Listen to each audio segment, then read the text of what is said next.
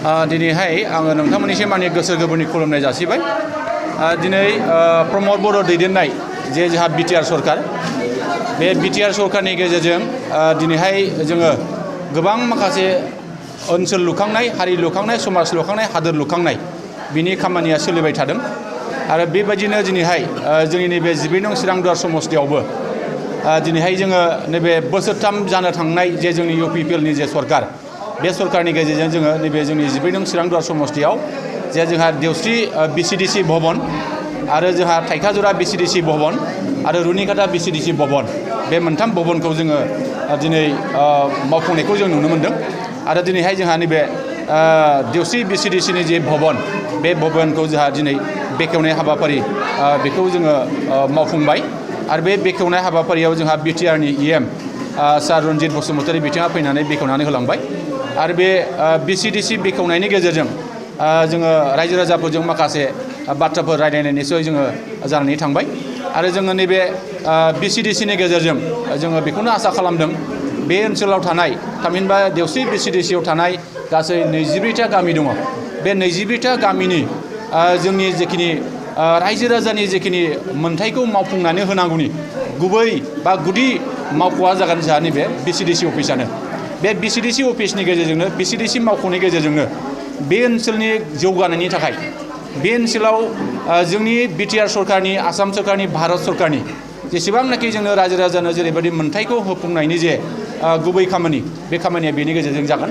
जोंहा बाहाय VCDCनि चेयारमेन बिथां दङ, लेङाइ मासिगिरि दङ, जोंनि सोद्रोमा बिथांमोन दङ। आरो जोंहा बे VCDCनि सिङावनो जोंहा प्राइमारि कमिटि UPPL दङ। दा बिथांमोननि गेजेरजों नैबे जोंनि ओनसोल लुखांनाय, गामि लुखांनाय, समाज लुखांनाय बे खामानिया सोलिबाय थादों आरो इयुनावबो जों सोलिबाय थागोन, जों बेखौ मिजिं खालामो। बाजाज बाइक लानो गोसो गुदुं सुबुंफोरनि थाखाय मोजां खौरां।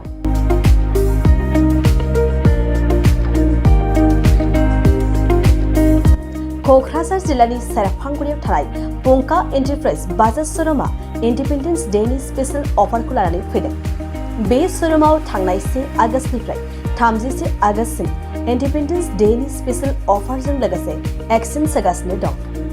बायग्रा सुबुंफ्रा एसेल' बिबांनि रां होग्रोनानै प्लेटिनियानि गासैबो बाजाज सिटीनि गासैबो मडेल आरो पालसार 125नि गासैबो मडेलफोरनि बाइकखौ RC इन्सुरेन्स लाफानानै 10,999 रां बेसेनावनो लवेस्ट डाउन पेमेन्ट होनानै बाइक लानो हागोन।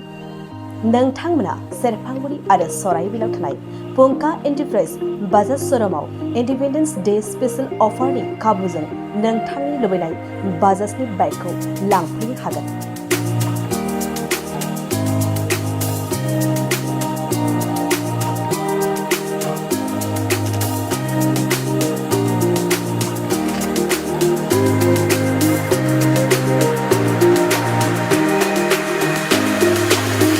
खाबुफोरा जादों 5 लिटार पेट्रल फ्री, गंसे हेलमेट फ्री, बाइक बायगिरिफोरनो 1,000 रां केशबेक हरफिननाय जागोन।